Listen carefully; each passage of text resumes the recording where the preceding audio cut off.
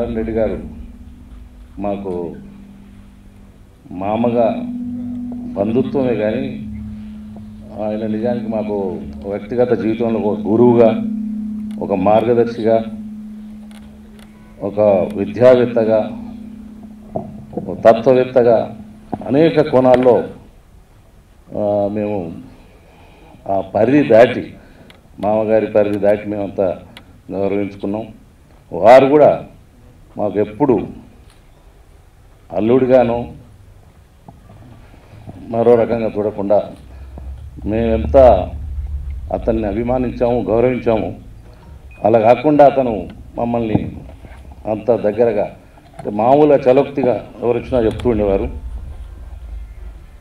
అల్లుళ్ళు మా దేవుళ్ళు అని ఆయన చెప్తుండేవారు. సభల్లో అక్కడక్కడ నలుగురు అమ్మాయిల్ని కన్నాను, నలుగురు అల్లుళ్ళని కనుగొన్నాను అన్నాడు. సి నారాయణ రెడ్డి గారితో నేను కూడా దాదాపు ఈ ఇండస్ట్రీలో గత 30 సంవత్సరాల నుంచి ఉన్నాను. వారితో నాకు మంచి అనుబంధం ఉండేది. చాలా స్టేజ్లలో వారితో నేను ఉండి ఉన్నాను. చాలా మంచి గొప్ప వ్యక్తిని ఒక ఫిల్మ్ ఇండస్ట్రీ కోల్పోయిందనే భావన మాలో ఉంది. ముఖ్యంగా ఏంటంటే మా తెలంగాణ సీఎం గారికి నేను శిరస్సు వంచి నమస్కారం చేస్తా ఉన్నాను. ఎందుకంటే ఒక రచయిత గారికి వారు చాలా గొప్ప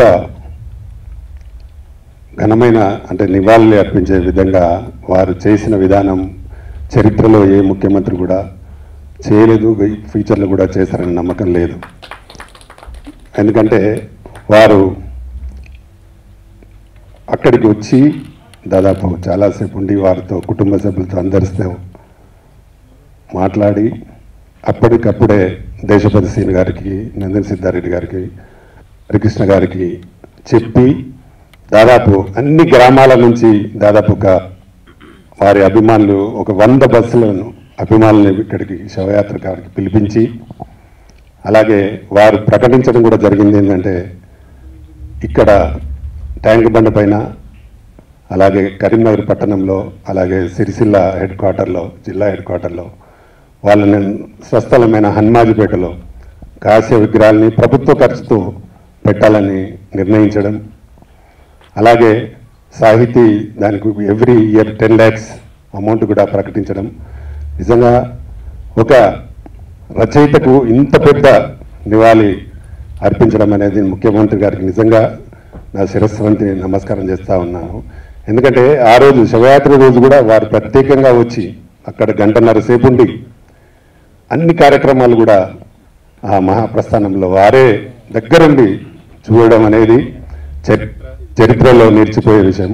వారికి మనస్ఫూర్తిగా నేను కృతజ్ఞతలు తెలుపుతూ, గొప్ప వ్యక్తికి మేము మా ఫిలిం ఛాంబర్ ద్వారా చేయడం అనేది దురదృష్టకరం, కానీ తప్పదు. కాబట్టి వారికి చేస్తున్నందుకు వారికి వారి ఆత్మశాంతి చేకూరాలని, వారి కుటుంబానికి నా ప్రగాఢ సానుభూతి తెలియజేస్తూ ముగిస్తున్నాను. దురదృష్టవశాత్తు ఆ ఇద్దరు వ్యక్తులు వేదిక నుంచి మాయమైపోయారు. అంటే దేవుడే మెజిషియన్ అయిపోయి వాళ్ళిద్దరినే మాయం చేశాడు, అంత గొప్ప వ్యక్తుల్ని.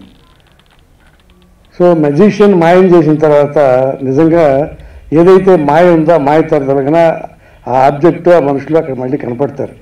అలా దేవుడు అనేవాడు మళ్ళీ ఆ ఇద్దరు వ్యక్తుల్ని మళ్ళీ మాయ చేశాడు కనుక తిరిగి తీసుకురావాలని, ఒకళ్ళు దాసనారాయణ గారు, ఒకళ్ళు డాక్టర్ సి నారాయణ రెడ్డి గారు, ఇద్దరు గొప్ప వ్యక్తులు. నారాయణ రెడ్డి గారితో మా అనుబంధం, సరే మా తమ్ముడు స్టూడెంటే కనుక వాడికి చాలా ఎక్కువ ఉంది. నాకేంటంటే మా తమ్ముడి ద్వారా పరిచయం అయ్యి మా రఘుబాబు నాటక పరిషత్తు, నా రెండో కుమారుడు చనిపోయాడు 1989లో. 91లో ఫస్ట్ పరిషత్ చేసినప్పుడు నుంచి దాదాపు 19-20 సంవత్సరాలు, అంటే ఆయనకి యాక్సిడెంట్ అయ్యేదాకా, అంటే లిఫ్ట్ యాక్సిడెంట్ అయ్యే వరకు ఆయన అధ్యక్షతనే మా రఘుబాబు నాటక పరిషత్ జరిగేది. అంత ఆత్మీయతతో మేము ఉండేవాళ్ళం. ఆయన ఆ తర్వాత ఇప్పుడు రాలేకపోయేవారు, కానీ 25వ సంవత్సరం మళ్ళీ రవీంద్రవాతులు పెట్టి మళ్ళీ ఆయన రప్పించాం. ఇప్పుడు నేను ఏంటంటే నాకు ఆయన మా పరిషత్ తేడలు చూపిన ప్రేమకి తిరిగి ఆయనకి ఇవ్వగలిగింది ఏంటంటే, మా పరిషత్తులో ఉత్తమ రచన ఉంటుంది, అది ఎప్పుడు నారాయణ రెడ్డి గారి పేరు మీద ఉత్తమ రచన ఇస్తానని మనస్ఫూర్తి కాకుండా అదే నిజంగా మేము ఇచ్చే ఆయనకి నివాళి.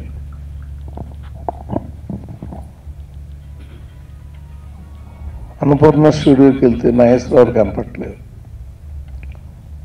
రామనాయుడు స్టూడియోకి వెళ్తే రామనాయుడు గారు కనపట్టలేదు, దాసనారాయణ టీవీకి వెళ్తే ఆయన కనపట్టలేదు, ఫిలిం నగర్లో నా ఇంటి పైన డాబాకు వస్తే మాస్టర్ ఇల్లు కనపడుతుంది నాకు.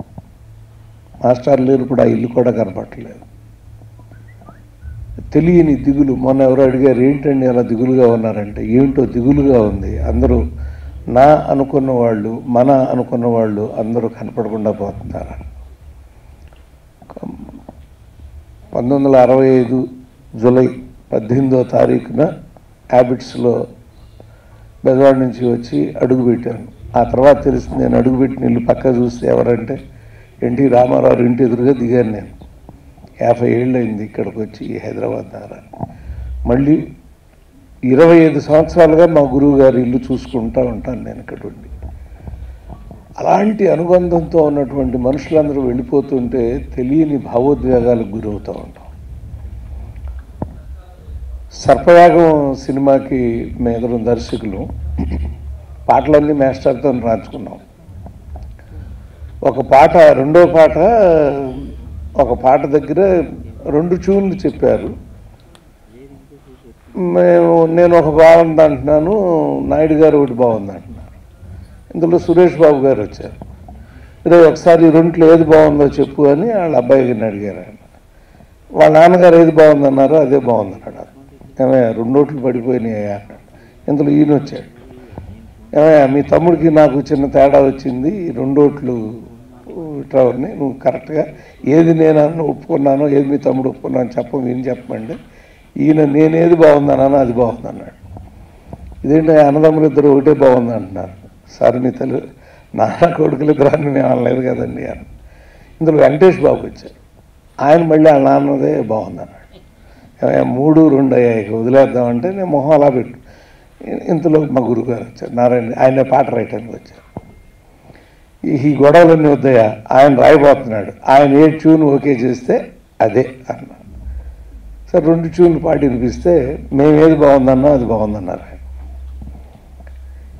ఏంటి అర్థం కావట్లేదు, మీ ముగ్గురు ఒకటి బాగుందంటున్నారు, మేము ముగ్గురు ఒకటి బాగుందంటున్నారంటే వ్యాపారం చేసేవాడికి సక్సెస్కి దగ్గరగా వెళ్ళాలనిపిస్తుందండి, మేధావికి కొత్తది క్రియేట్ చేయాలనిపిస్తుంది. మీరు ముందు వింటున్న ట్యూన్ ఏంటంటే ఆ దగ్గరగా రామారావు పాట, నిమ్మకూరు రోడ్డు కాడ అలాంటి పాట, అందుకని అది హిట్ అయిపోతుందని మీరు అనుకుంటున్నారు. ఇదేం తని నని నాన్న తని నని నాన్న అంటే ఏముందయా దీంట్లో ఆయన రాసి నాకు తెలుస్తుందండి. మీకు దిగు దిగు నాగా నెత్తి మీద డేగా దిమ్మర పడిపోగా అన్నాడు. సబ్జెక్ట్ తీసుకొచ్చాడండి. చచ్చిపోయాడు, సర్పయాగం కదా, చచ్చిపోయేవాడు నాగు, పైన శోభన్ బాబు డేగా. ఎంత అద్భుతంగా ఆయన ఒక 2 నిమిషాల్లో ఆ పాట రాయగానే ఆయన తెల్లబోయారు. అలా గురువు గారు స్పాంటేనిటీ, 1 నిమిషం చాలా ఆయనకి, 1 నిమిషంలో ఏమైనా చెప్పగలరు. సంస్కారం మా గురువుగారి దగ్గర నేర్చుకోవాలి. 4 బిడ్డలు, గంగా, యమున, సరస్వతి, కృష్ణవేణి. ఎవరు పెడతారండి ఆ పేర్లు? మా గురువుగారు తప్ప. పవిత్రమైన నదులు, నా బిడ్డల పవిత్రులని ఆ నదులు పేర్లు పెట్టుకున్నారు ఆయన. అంతేకాదు భార్య సుశీల, చూడండి నా పేరు ఎంత మధురమైందో. ఆవిడ 20 సంవత్సరాలు అనారోగ్యంతో ఉన్నారు, వారికి కూడా చెప్పారు ఇందాక. 82లో వారు వెళ్ళిపోయిన దగ్గర నుంచి వారి పేరుతో సుశీలా నారాయణ రెడ్డి అవార్డు. అంటే నాగేశ్వరరావు అన్నపూర్ణ స్టూడియో పెట్టుకున్నారు, రామారావు బసవతారకం హాస్పిటల్ పెట్టుకున్నారు. వీరు సుశీల అంటే నాలో సగమైన నా భార్యకు కూడా అదే గుర్తింపు ఇవ్వాలి అనేటువంటి సంస్కారవంతులు. నిన్న సుద్దాల అశోక్ తేజ్ చెప్పాడు, ఏదో చిన్న పదం తప్పు మాట్లాడితే, చిన్నప్పుడు మా అమ్మ నాకు ఒక మాట చెప్పింది, మంచి మందిలో చెప్పాలి, చెడు చెవిలో చెప్పాలి నాయన అని. నేను అక్కడ నోరు జారి ఏదో మాట్లాడితే ఇలా రా అని దగ్గరికి పిలిచి నా చెవిలో చెప్పాడు, అది అలా అనకూడదు, ఇలా అనాలి అని. సో అంత సంస్కారవంతుడు మా మాస్టారు. ఆయన లేకపోయినా ఆయన మా అందరికీ నేర్పిన సంస్కారం మా దగ్గర ఉంది. వాళ్ళ బిడ్డల్లో, వాళ్ళ అల్లుళ్ళలో. మళ్ళీ మీరు అక్కడ ఏదో కడుతున్నట్టున్నారు ఆ ఇల్లు, అది చూస్తూనే ఉంటాను నా ఇంటి ఎదురు నుంచి. నేను చూసుకుని మాస్టర్ పట్టం ఉన్నా అక్కడ చాలు మాకు. అందులో మాస్టర్ని చూసుకుంటూ ఉంటాం. మాస్టారు మీరు అక్షరం ఉన్నంతకాలం, తెలుగు అక్షరం ఉన్నంతకాలం జీవించే ఉంటారు. మా తండ్రి గారితో పరిచయం కానీ నాతో పెద్దగా పరిచయం లేదు. నేను I use to be on the technical side, laboratories and all this. But చాలాసార్లు కలవటం జరిగింది. I was so happy to hear him for his speeches and they're so beautiful, so thought-provoking. So he is a great soul for the Telugu cinema and we are very sorry he is no more with us now. Narayana Reddy గారు అంటేనే ఏంటి అనేది యావత్ ప్రపంచానికి తెలుసు. ఎంత మాట్లాడినా, ఏం మాట్లాడినా, ఎంత చెప్పినా అది చాలా చాలా తక్కువ అవుతుంది. ఏంటంటే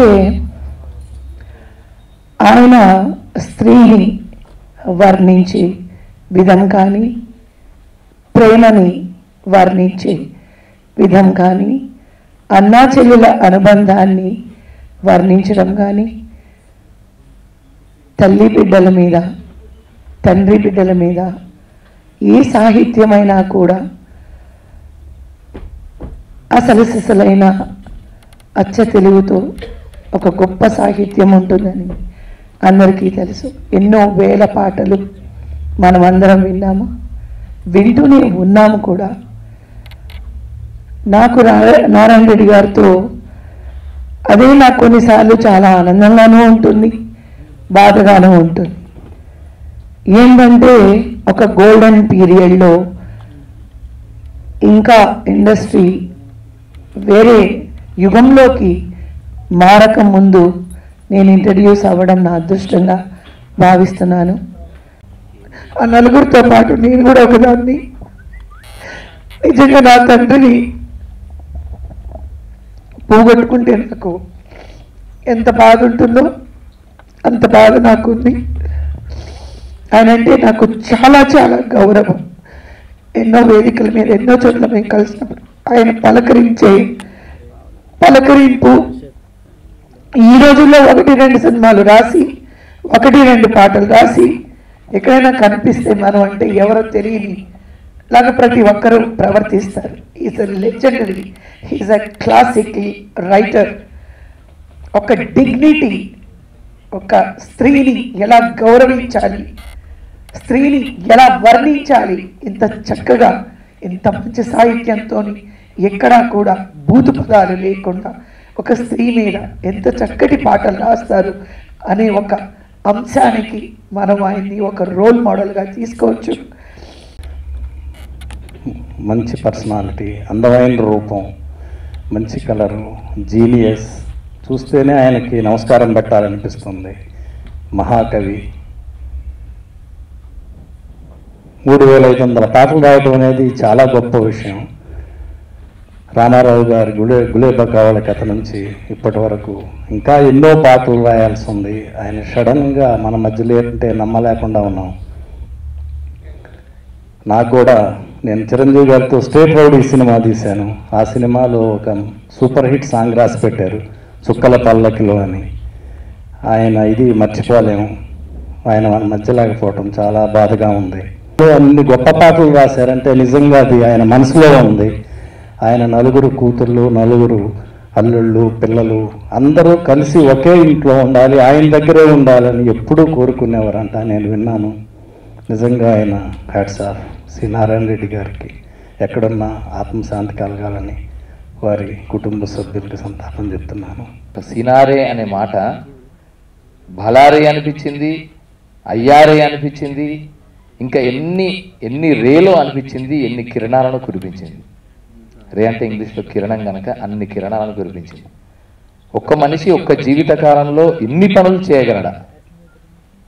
మనం అనుకుంటాం ఒక మనిషి కారణజన్ముడైతే మహా అంటే ఒక పని చేస్తాడు. సరే, కృష్ణుడు ఉన్నాడు, రాముడు ఉన్నాడు, దశావతారాల్లో నుండి ప్రతి అవతార పురుషుడు తన జీవిత కాలంలో ఒక లోక కళ్యాణం కోసం చేసిన సందర్భాన్ని మన పురాణాలు, ఇతిహాసాలు అన్నీ స్పష్టంగా విస్పష్టంగా కథానుగుణంగా చెప్పాయి. మన సమకాలీన కాలంలో ఒక్క మనిషి ఎన్ని పనులు చేయగలడు అన్నప్పుడు సినారే గారు చేసిన సృష్టించిన అక్షరాలని, వాక్యాలని, పదాలని వీటన్నిటిని చూస్తే ఇంత బహుముఖీనంగా ఉండగలుగుతామా ఒక మనిషి అన్నది స్పష్టంగా అర్థమవుతుంది. ఒక మనీషికి సంబంధించినటువంటి సంస్మరణని చేసుకుంటున్నాం. తన కవిత్వం ద్వారా విశ్వజనీయమైనటువంటి విలువల్ని ప్రబోధించినటువంటి మహోన్నతమైనటువంటి కవి నారాయణ రెడ్డి గారు.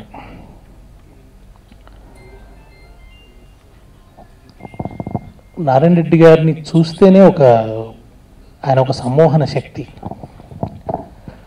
నటుల్లో రామారావులో కనిపించేది అది. ఆ రూపం చూడంగానే ఒక సమ్మోహన శక్తి వాళ్ళలో ఉంటుంది. అట్లా నారాయణ రెడ్డి గారిలో అది అనిపించేది. అది ఆయన హావభావాల్లో, ఆయన శరీర భాషలో, ఆయన కన్వర్జేషన్ స్టైల్లో, ఆయన వ్యక్తిత్వం, వీటన్నిటి ద్వారా వెంటనే ఎదుటి వాళ్ళని సమ్మోహనం చేసేటువంటి ఆ శక్తి కనిపిస్తుంది నారాయణ రెడ్డి గారిలో. అట్లా ఆయన వ్యక్తిత్వాన్ని ఆయన తీర్చిదిద్దుకోవడం వెనుక, అంత ఉన్నతంగా ఆయన తనను తాను నిర్మించుకోవడం వెనుక ఒక మహోన్నతమైన కృషి ఉంది. పుట్టింది తెలంగాణ హనుమాజిపేట. నారాయణ రెడ్డి గారు ఎప్పుడూ చెప్పింది ఆ హనుమాజిపేట వాగు, వాళ్ళ ఇల్లు, అక్కడి చేళ్ళు, అక్కడి మనుషులు, వాళ్ళ నోటిలోంచి ఒలికినటువంటి అద్భుతమైన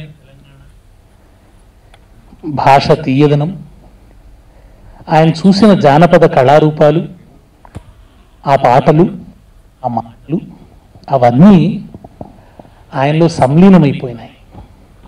వాళ్ళమ్మ, ఆమె పెద్దగా చదువుకున్నది కాదు, కానీ ఆమె ఆ పల్లె పాటలు పాడుతుంటే చిన్నప్పుడే ఆయనలో ఆ రాగాత్మకత, లయాత్మకత, నాదాత్మకత ప్రవేశించింది. చేన్ల వెంబడి తిరుగుతుంటే హనుమాజిపేట చింతతోపులు, హనుమాజిపేట వివిధ పరిసరాలన్నీ కూడా మనం ఋతుచక్రంలో చూడొచ్చు ఆయన పుస్తకంలో. ఆ తిరుగుతూ ఉన్నప్పుడు ఆ జానపదులు పాడే పాటలోంచి లయాత్మకత ఆవహించింది ఆయనలోకి.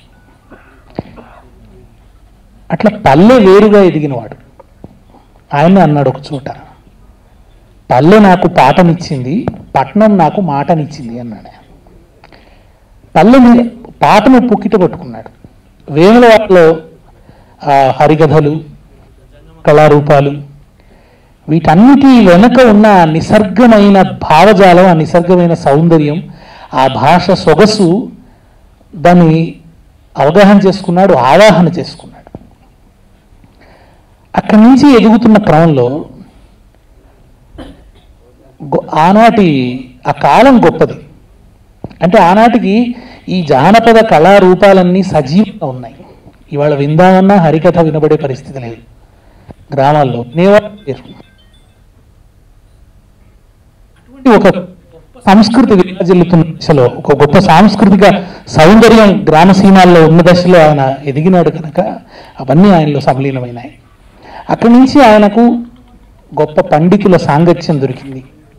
ఆయన చిన్న తరగతిలోనే దూపాటి వెంకటరమణాచార్యులు అని చెప్పి ఒక మహాపండితుడు, వాళ్ళ సాంగత్యం దొరికింది.